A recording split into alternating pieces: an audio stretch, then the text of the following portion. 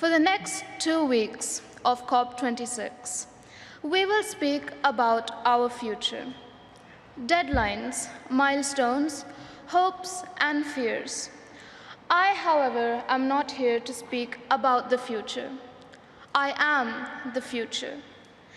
In 2030, by when we must halve our carbon emissions, I'll be just 24 years old. By 2050, when we will assess whether net zero has been achieved or not, I'll be in my early 40s. And by 2100, hopefully still going strong at 94. The point is that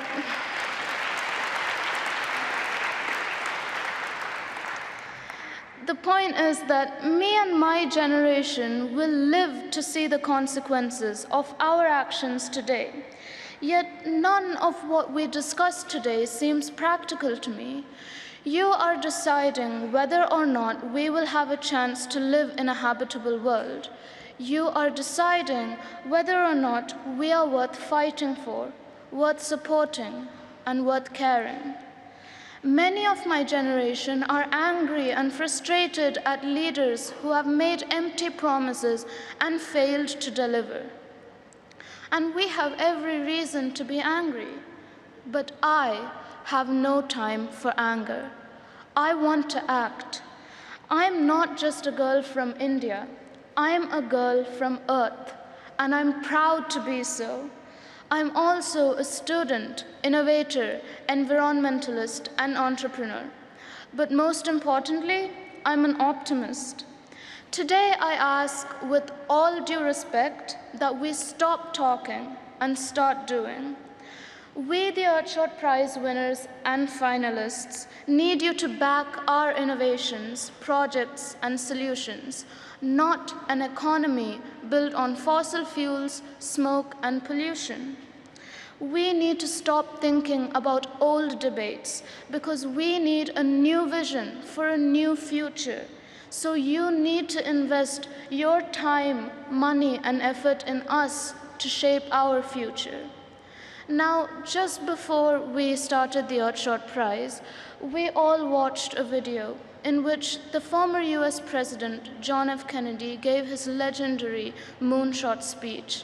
And here, on the COP26 stage today, I would like to update that speech for the Earthshot Prize. We, the Earthshot Prize winners and finalists, choose to, by the end of this decade, to protect and restore our nature, clean our air, revive our oceans, build a waste-free world, and fix our climate. And we are the proof that the greatest challenge that the history of our Earth has ever seen is also the greatest opportunity. We lead the greatest wave of innovation that humanity has ever known. And we choose not to complain, but to take actions that will make us healthier and wealthier. And we choose to do these things not because they are easy, but because they are hard. And rising to these challenges will shape a new generation, a generation that will build a better world for all of us and generations to come.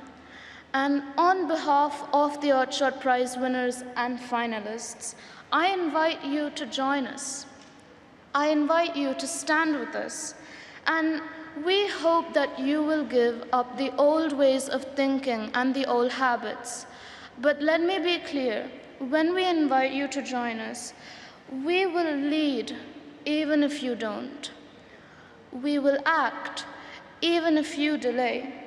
And we'll build the future even if you are still stuck in the past. But please accept my invite, and I assure you, you will not regret it. And finally, just remember, when it comes to climate change, there is no stop button. We can't hit pause or even rewind. We can only move together towards the future. So, united we rise, and together we will definitely succeed. Thank you.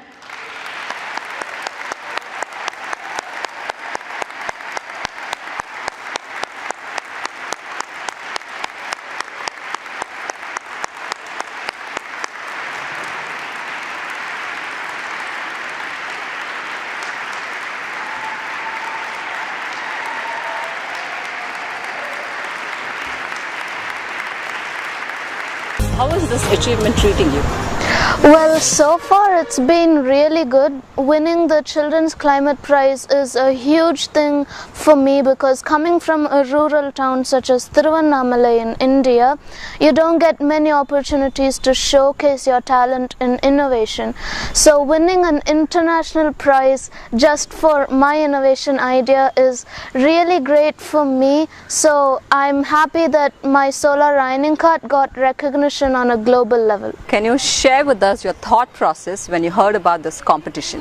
When I heard about the competition, I had already prepared the thesis and the technical paper for the solar ironing cart. So actually in 2019, I applied for a national competition called Dr. APJ Abdul Kalam Ignite Awards, and that's when I actually prepared the idea for the solar ironing cart. How I got the idea is when I was returning home from school, I saw one of the ironing men using charcoal. After he used it, he kept it on the street for it to dry, and then he threw it in the garbage. So I noticed all of this and I thought that charcoal will cause a lot of problems if you breathe its smoke, and it also causes climate change.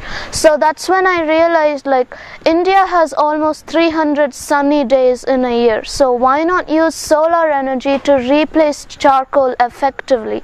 So that's when I came up with the solar ironing cart, and its aim is to eliminate the usage of charcoal and thus prevent deforestation. Wow, that's great. So tell me about your strengths, Vinisha. Well, I do have many strengths in my opinion. One of my main strengths is definitely innovation and science. So in my opinion, if you have curiosity, it's enough to become an innovator. All you need to do is look in your surroundings and then figure out a solution for the problems. Apart from innovation, I have many other interests and hobbies which I consider my strengths, like playing the keyboard, dancing, painting, and gymnastics. What would be your next step, or where would you see yourself in 5 years with the project in hand? Where do I see myself in 5 years? I probably would be in college second year and achieved many things. I hope so, and I hope to have met many people who also have interest in science and inspire many students across the world.